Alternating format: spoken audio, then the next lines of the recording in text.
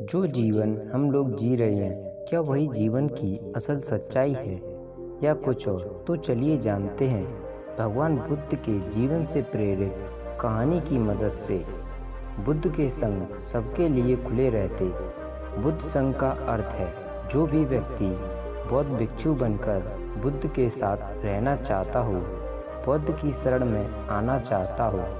कुछ लोगों को बुद्ध सहज ही स्वीकार कर लेते और संघ में रहने की अनुमति दे देते हैं, पर कुछ व्यक्तियों को वो कह देते कि जाओ पहले एक रात शमशान में जाकर रहो। इसी तरह एक दिन एक व्यक्ति बुद्ध के पास आया और उसने बुद्ध के संघ में शामिल होने की इच्छा जताते हुए कहा, गुरुजी, मैं आपका शिष्य बनना चाहता हूँ। बुद्ध ने कहा, तुम्हें मेरा शिष्य बनने के लिए एक दिन पूरा शमशान में बिताना होगा और वहाँ तुम जो भी देखोगे, जो भी महसूस करोगे, मुझे आकर बताओगे। इसके बाद ही तुम संघ में शामिल हो पाओगे। वो व्यक्ति ये सुनकर घबरा गया। उसने बुद्ध से कांपती आवाज़ में कहा, गुरुजी, दिन में तो ठीक है, लेकिन रात में शमशान में रहना खतरनाक है। बुद्ध ने कहा, कैसा खतरा? व्यक्ति ने कहा, वहाँ भूत प्रेत होंगे, वो मुझे पकड़ लेंगे और जान से मार देंगे या जीवन नर्क बना देंगे। भूत प्रेतों का खौफ उस व्यक्ति के चेहरे पर साफ दिख रहा था। पर बुद्ध ने कहा, क्या तुमने भूत प्रेत देखे हैं? व्यक्ति ने कहा, नहीं, पर मैंने सुना बहुत है और कुछ ऐसे लोगों को जरूर देखा है जिनमें भूत आ जाते हैं और उन्हें परेशान करते हैं, अजीब अजीब हरकतें करते हैं। इस पर बुद्ध ने कहा, फिर तो अब तुम्हारे पास ये सुनहरा अवसर है ये जानने के लिए कि क्या वाकई भूत प्रेत होते हैं या नहीं। तुम एक रात शमशान में व्यतीत करो। वहाँ अगर तुम्हें कुछ ऐसा लगे कि वो भूत है तो देखना कि वो कैसा दिखता है, और यदि ऐसा कुछ ना हुआ तो तुम यह जान पाओगे कि भूत प्रेत जैसी कोई चीज़ नहीं होती। इस तरह पूरी रात तुम जो भी अनुभव कर पाओ वो सुबह मुझे आकर बताना। बुद्ध की बातों से वो व्यक्ति जिज्ञासु हो जाता है। व्यक्ति बोला, ठीक है गुरुजी, मैं एक पूरा दिन और रात शमशान में गुजारूंगा। बुद्ध ने कहा, ठीक है, अभी तुम स्नान कर लो और आश्रम में जाकर भोजन करके आराम करो। कल सूर्य की पहली किरण के साथ ही शमशान पहुंच जाना। व्यक्ति के जाने के बाद बुद्ध ने अपने 4 शिष्यों से कहा कि वह व्यक्ति कल शमशान जाएगा, तुम उसके पीछे जाना और उस पर नज़र रखना, पर ध्यान रहे उसे भनक भी ना लगे कि कोई उस पर नज़र रख रहा है। अगले दिन सुबह होते ही वो व्यक्ति शमशान पहुंच गया। बौद्ध भिक्षु भी उस व्यक्ति का पीछा करते हुए एक जगह छुपकर उस व्यक्ति पर नज़र रखने लगे। जब तक दिन था तब तक वो व्यक्ति शमशान में इधर उधर घूमता रहा। उसे खास वैसा कुछ भी अनुभव नहीं हुआ, लेकिन जैसे जैसे सूर्यास्त के साथ अंधेरा घना होता जा रहा था, वैसे ही उस व्यक्ति की धड़कनें बढ़ती जा रही थीं। किसी तरह उस व्यक्ति ने पूरी रात शमशान में गुजार ही ली और सुबह होते ही वो बुद्ध के पास पहुंच गया। बुद्ध ने व्यक्ति से पूछा, बताओ, शमशान में कैसा समय व्यतीत हुआ तुम्हारा? क्या अनुभव किया, क्या क्या देखा? व्यक्ति बोला, गुरुजी, जैसे ही मैं सुबह सुबह शमशान पहुंचा तो वहाँ कुछ घंटे बाद मुझे कुछ लोगों की भीड़ शमशान की ओर आती दिखाई पड़ी, जो एक अर्थी लिए आ रहे थे। मैंने जब उन लोगों को ध्यान से देखा तो उनमें से कुछ लोग बेहद दुखी, कुछ लोग सामान्य और कुछ लोग बेहद खुश थे। वो लोग उस मृत इंसान के बारे में बोल रहे थे कि इस व्यक्ति ने बहुत अच्छे कर्म किए हैं, बहुत किस्मत वाला है।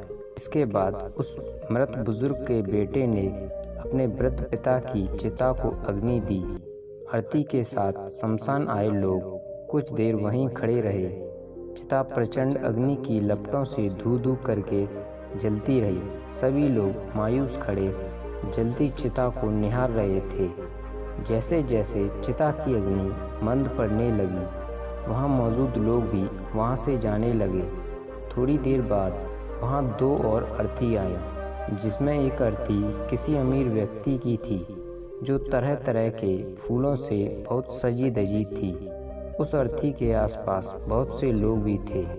और दूसरी अर्थी एक गरीब व्यक्ति की थी, जो बेहद साधारण सी थी, और उसके आसपास गिने चुने ही लोग थे।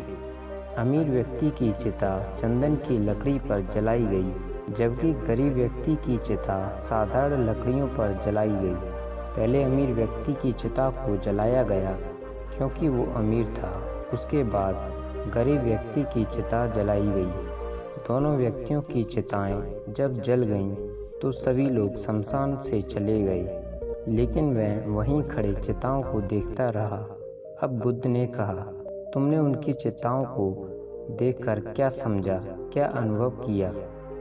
व्यक्ति ने कहा, गुरुजी, दोनों की चिताएं समान थीं। दोनों के ही शरीर उन चिताओं में समान तरीके से ही जले। उसके बाद जब सब कुछ जलकर राख में बदल गया तो वो राख भी एक समान ही थी। गुरुजी, उसके बाद वहाँ पर एक औरत की अर्थी आई। उस औरत का पति बहुत दुखी था, फूट फूट कर रो रहा था। अर्थी के साथ शमशान में आए बाकी लोग भी बहुत दुखी थे। वो सभी उसके पति को सांत्वना दे रहे थे। हे बुद्ध गुरु, मैंने उसमें देखा कि बहुत से लोग काफ़ी ज्ञानी थे। वो ज्ञान की बातें कर रहे थे। मैंने ध्यान से उनकी बातों को सुना तो वो बोल रहे थे कि अर्थी की सवारी करते हुए रथ होकर एक दिन तो सबको यहाँ आना ही है। जीवन हमें इंसानियत और परोपकार से जीना चाहिए। अधर्म कर्म से दूर रहना चाहिए। किसी को कभी कष्ट नहीं देना चाहिए। धन के पीछे हमेशा भागकर जो हम अपने जीवन का सुख चैन गवा बैठते हैं और अंत में जो भी धन इकट्ठा करते हैं वो सब कुछ तो यहीं धरा रह जाता है। गुरुजी, उसके बाद शमशान में कोई अर्थी नहीं आई। इस पर बुद्ध ने पूछा कि तुम सारी रात वहाँ रहे तो क्या कोई भूत प्रेत तुम्हें दिखा? व्यक्ति बोला, नहीं, वहाँ मुझे कोई भूत प्रेत नहीं दिखा। हालांकि मन में एक डर तो था, पर सच कहूँ तो पूरी रात मैं अपने आप से ही डरता रहा। कभी हवाओं से हिलने वाले पत्तों की आवाज़ों से डरता रहा तो कभी वहाँ आसपास मौजूद जीव जंतुओं की आवाज़ों से डरता रहा। सारी रात सहमा रहा, लेकिन पूरी रात में मुझे कोई भूत प्रेत नज़र नहीं आया।